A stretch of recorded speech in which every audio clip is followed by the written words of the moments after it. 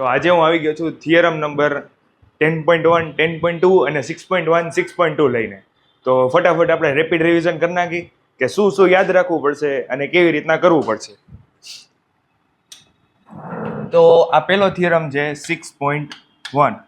Okay, if a line is drawn parallel to one side of a triangle to intersect, so other two side is distinct point.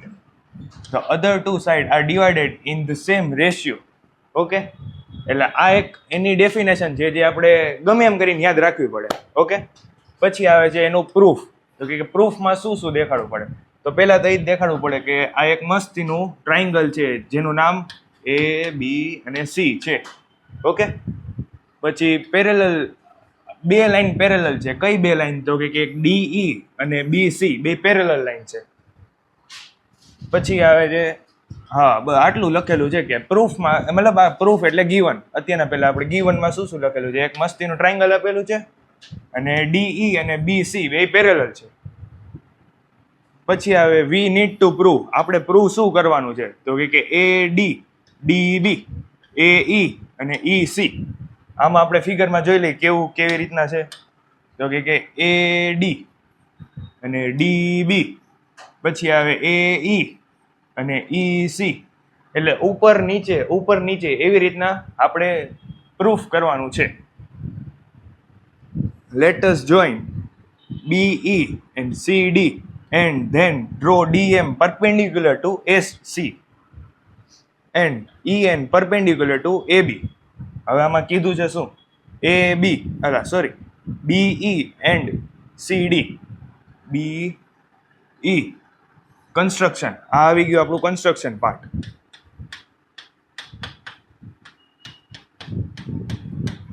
Okay, આને construction કરવાનું. Construction શેના માટે હોય? તો કે આપણને better understanding માટે, કે પ્રૂફ કરી શકીએ આપણે થિયરમને.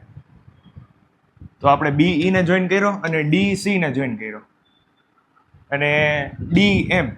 આ જો DM લાઈન છે, ક્લિયર કરી નાખું એટલે દેખાય. DM લાઈન છે પરપેન્ડિક્યુલર ટુ AC છે. પછી છે EN લાઈન. કઈ line? EN line perpendicular to AB. સમજાણું? Now area of triangle ADB. અડે બડે અડે ડેક. ચાર ભાઈઓ છે આપણે. કેટલા? અડે, બડે, અડે અને ડેક. તો શું છે આમાં આપણે લખેલું? સૌથી પહેલા એરિયા ઓફ ટ્રાયંગલ અડે, ADE અડે, ઇઝ ઇક્વલ ટુ ગમે ટ્રાયંગલનો એરિયા શું હોય? પહેલા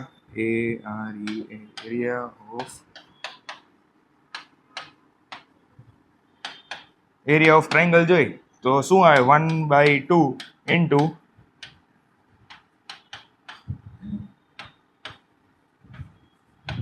અક્ષર ઉપર ન જતા, નહીં હારા થાય. એરિયા ઓફ ટ્રાયંગલ શું છે? તો કે 1/2 ઇન્ટુ બેઝ ઇન્ટુ હાઇટ. આવી રીતના જ આપણે અડે, બડે, અડે, ડેક ચાર ભાઈઓ છે એ બધાને આવી રીતના ટ્રાયંગલ પ્રૂવ કરવાના છે. ફટાફટ આપણે કરી નાખી. એરિયા ઓફ ટ્રાયંગલ અડે is equal to 1/2 into AD multiply by EN. હવે તમે એમ કહો આ ક્યાંથી આવ્યું? કાંઈ નહીં વિચારવાનું. AD પહેલા અડેમાં નાખી દેવાનું. પછી EN શું છે? AD ક્યાં છે? આઈ રહ્યું AD. વચ્ચે શું આવે? તો કે EN નો ફાટો પડે. બસ, તો એ આપણે લખી નાખવાનું AD EN. હા, હવે એમ શીખડા બે કે ક્લાસ 9માં તમે ટ્રાયંગલના એરિયા તમે ભણેલા છો એવી રીતના. હા, અમે ભણેલા જ છીએ, બધું આવડે છે અમને. પછી આવે એરિયા ઓફ અડે. મેં તમને ન કીધું? આ અડે, બડે, અડે અને ડેક ચાર ભાઈઓ છે આપણે.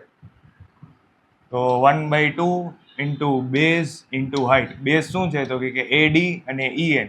AD EN ક્યાં ગયા? AD અને EN. AD EN done. Perpendicular થઈ ગયું બેયનું. હવે 1/2 into DB into EN. 1/2 DB શું છે? DB અને EN. આ બે પરપેન્ડિક્યુલર હતું. આપણે અહીંયા હમણાં કીધું હતું કે અહીંયા પરપેન્ડિક્યુલર છે. કેમ ગયું? આવી રહ્યું DB અને EN. પછી આવે 1/2 AE અને DM. AE ડીએમ હવે આ સાઈડનું આવી ગયું. જો આ ડીએમ આવી ગયું. આ સાઈડના બે પૂરા થઈ ગયા. પહેલા આનું લીધું, પછી આ આખાનું લીધું. હવે આ સાઈડ આવ્યા એટલે આનું એકનું, પછી આ આખાનું લેવાનું, એ રીતના. સમજાણું? પછી અડે, હવે ડેકનું એવી રીતના અહીંયાથી પેલો આ લેવાનો અડે, પછી આ બડે, પછી અડે, પછી પાછો ડેક, એવી રીતના. અને પછી બેને ડિવાઈડ કરી નાખવાના. કયો? તો કે આ આપણો ઇક્વેશન 1, આ આપણો ઇક્વેશન 2, આ 1 હતો, આ 2, આ 3 ને 4. આવા 4 ઇક્વેશન બને નહીં કા? હવે 1 ને 2 ને ડિવાઈડ કરી નાખવાનો, 3 ને 4 ને ડિવાઈડ કરી નાખવાનો. ડિવાઈડ કરો એટલે ઉડે શું તો કે en ઉડ્યું બેમાંથી, 1/2 1/2 ઉડ્યું બેમાંથી, વધ્યું શું? AD upon DB. ઓકે, હવે એવી રીતના જ આ 3 અને 4 માં કરી 1/2 1/2 ઉડ્યું, ડીએમ ઉડ્યું, વધ્યું શું તો કે AE અને EC. હવે આને કેમ પ્રૂફ કરી? કંઈક તો કરવું પડશે હવે આનું. હલો, તો એ આપણે કરી નાખ્યું. Note that BDE, triangle BDE and triangle DEC, એટલે બડે ભાઈ અને ડેક ભાઈ are not on the same base. આ જો બડે ભાઈ એટલે કયા થાય? BDE. આનો સેમ બેઝ થયો DCE. આ બેનો બેઝ કેવો થયો? સેમ થયો. તો હવે આપણે શું કરવાનું? Between on same parallel BC and DE. હવે આ બે સેમ પેરેલલ ઉપર છે, આ DE એ સેમ છે. આપણે કીધું હતું કે અહીંયા કે બે પેરેલલ છે, આ બે પેરેલલ અને ઓન સેમ બેઝ. સમજાણું? એટલે એવી રીતના આપણે પ્રૂવ કરી શકીએ એરિયા ઓફ ટ્રાયંગલ બડે અને એરિયા ઓફ ટ્રાયંગલ ડેક. સમજાણું? અને ફ્રોમ એટલે આ જો આ ઇક્વેશન, પછી આ ઇક્વેશનને 5મો કહી દેવાનો, આને 6ઠ્ઠો કહી દેવાનો, ઇક્વેશન નંબર 6. હવે આ બે થી અને આ ઇક્વેશન નંબર, આનું ન ભૂલતા બાપુ, ઇક્વેશન નંબર 3. હવે એમ લખવાનું છે, એટલે from equation number 5, 6 and 7 we get, શું જોતું હતું આપણે? AD અપોન DB અને is equal two AE upon EC. આ આપણને મળી ગયું. હવે આવે છે બીજો થિયરમ. આ કયો થિયરમ છે? તો કે 6.2 થિયરમ છે આપણો. 6.2 માં શું કહેવા માંગે છે? If a line divides any two side of a triangle in the same ratio. એટલે એક લાઈન છે, કેમ ગઈ? આ લાઈન છે, આપણે એક નાનું કરી નાખીએ અને ફિગર મસ્તી નહીં દેખાય. આ જે લાઈન છે એ રેશિયોને આમ સિમિલર ટુ ડિવાઈડ કરવી જોઈએ. સમજાણું? Then the line is drawn parallel to third side. એટલે આ બેની વચ્ચે સેમ રેશિયોમાં એવી લાઈન ડ્રો કરવાની જે આને પેરેલલ હોય. સમજાણું? હવે ગીવનમાં શું શું આપેલું છે આપણને? Triangle ABC having. હા ભાઈ, ખબર છે, ટ્રાયંગલ મસ્તીનું ABC આપેલું છે.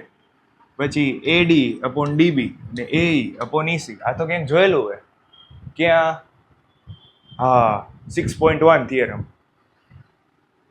બસ, તો સેમ ટુ સેમ આમાં જ નાખી દેવાનું હોય, 6.1. પછી પ્રૂફ શું કરવાનું છે આમાં? યાદ રાખજો, પ્રૂફ તો કે DE અને પેરેલલ ટુ BC. DE કેમ ગયું? તો કે આઈ રહ્યું. હવે BC કેમ ગયું? તો કે આઈ રહ્યું. બેને પેરેલલ કરવાના છે. સમજાણું?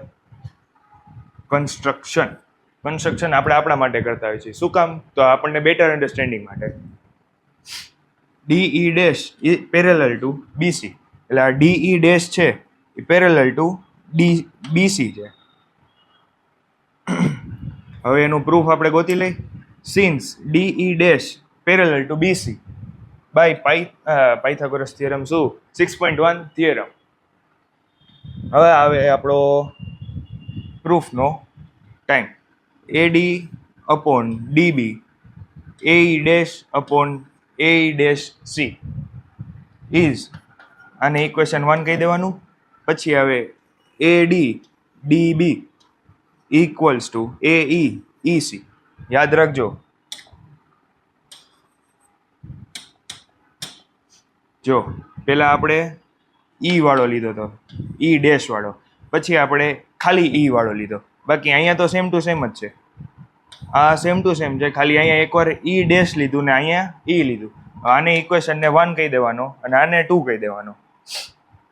તો હવે ઇક્વેશન 1 અને 2 થી આપણને શું મળ્યું? From equation 1 and 2 we get AE dash upon E dash C equals to AE upon EC. આપણને આ મળ્યું. Hence it is only possible when E dash considered on E. હવે આ ક્યારે પોસિબલ થાય આ વસ્તુ? જ્યારે આ પોઈન્ટ અને આ પોઈન્ટ બે એક જ સાથે હોય. ફિગર ભલે ગમે એવી હોય પણ બે એક જ સાથે હોય ત્યારે જ આ વસ્તુ પોસિબલ થાય. હવે DE dash parallel to BC અને DE is parallel to BC. આ આપણે વસ્તુ ત્યારે જ કહી શકીએ જ્યારે આ બે પોઈન્ટ એક જ પોઈન્ટ ઉપર લાઈ કરતા હોય. એક જ પોઈન્ટ ઉપર લાઈ કરતા હોય એટલે એક જ પોઈન્ટ હોય જેના ઉપર E ડેશ હોય અને E હોય, બે એક જ પોઈન્ટ હોય બે. બસ, હેન્સ પ્રૂવ. હા, વહેલું હતું. હવે આવે મસ્તીનો બીજો થિયરમ 10.1. 10.1 થિયરમ. આમાં શું કીધું છે આપણને?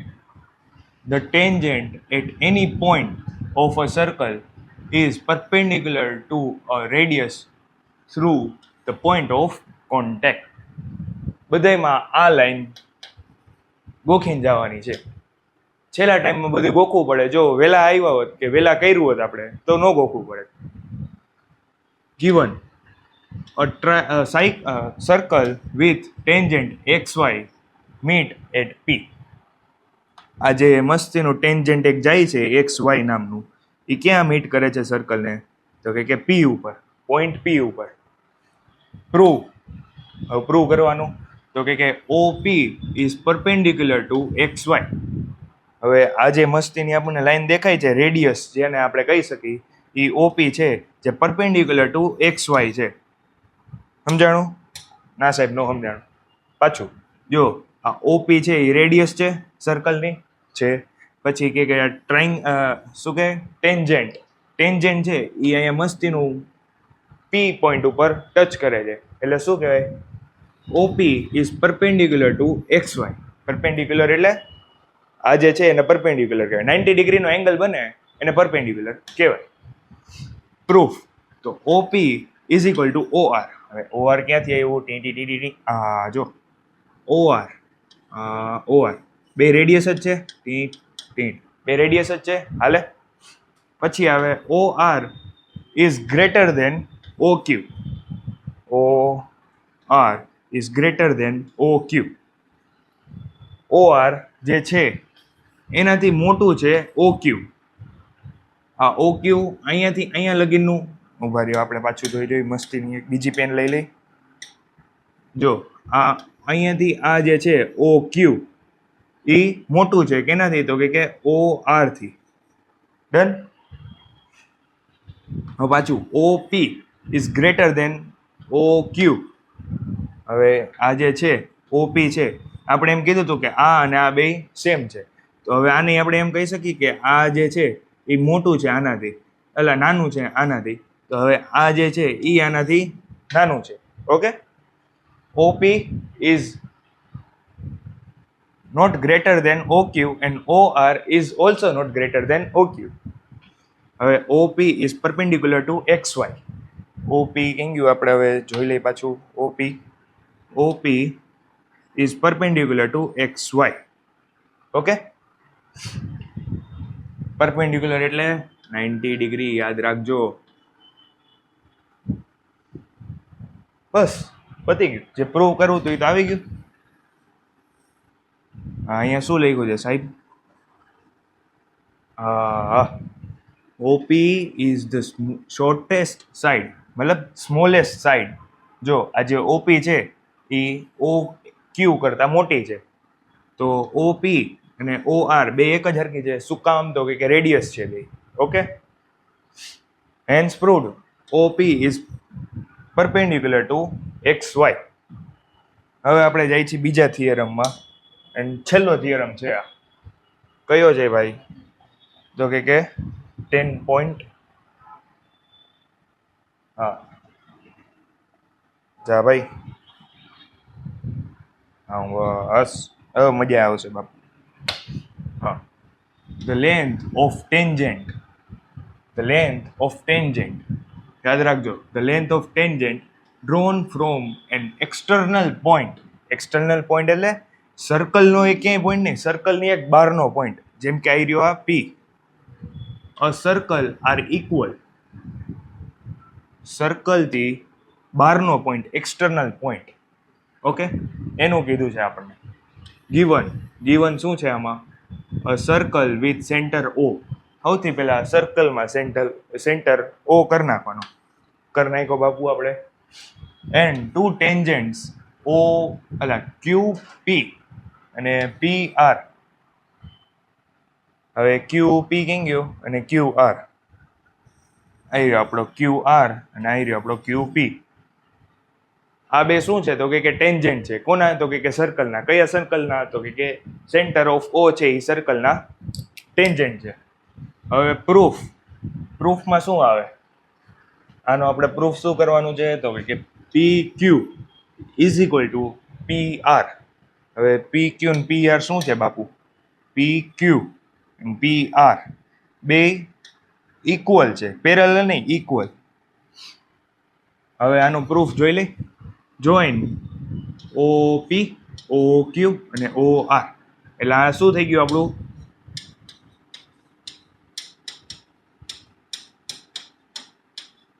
કન્સ્ટ્રક્શન. યાદ આવ્યું હોય તો આપણે 6.1 થિયરમમાં કર્યું હતું કન્સ્ટ્રક્શન. કન્સ્ટ્રક્શન હંમેશા ડોટેડ લાઈનથી હોય. જો અહીંયા મેં ડોટેડ લાઈન કરી છે. ક્યુ ઓ, પી ઓ અને આર ઓ બધી ડોટેડ લાઈનથી હોય. હવે એંગલ પી ક્યુ ઓ. કયું એંગલ? પી ક્યુ ઓ, આ angle. And triangle O P R. હવે કેમ ગયું ટ્રાયંગલ ઓ પી આર? આ બે ટ્રાયંગલને આપણે કોંગ્રુઅન્ટ પ્રૂવ કરવા છે. કેવી રીતના કરી? હલો કરી નાખી. હવે ઓપી શું છે? ઓપી તો કે કોમન સાઈડ છે કોમન સાઈડ. પછી આવે છે આવી રહ્યો જો કોમન સાઈડ. પછી છે એંગલ પી ક્યુ ઓ, એટલે પી ક્યુ ઓ 90 ડિગ્રી. અને પી આર ઓ પ્રો. વાહ, તો ગેમનું આવી ગયું. પ્રો, પી આર ઓ પ્રો, આ 90 ડિગ્રી, ઈચ 90 ડિગ્રી. અને ઓ ક્યુ અને ઓ આર. ઓ ક્યુ કેમ ગયો ભાઈ? ઓ ક્યુ ઓ આર. આ બે શું છે? તો કે રેડિયસ છે, એક જ સર્કલની રેડિયસ છે. એટલે એ બે સેમ હોઈ શકે. એટલે રેડિયસ ઓફ સેમ સર્કલ. એટલે જો દેખાય છે અહીંયા એચ આર એસ નો સમજાણો.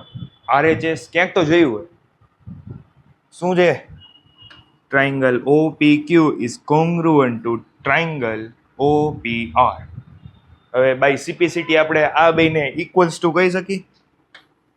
By CPCT triangle O P Q is equal to triangle O P R.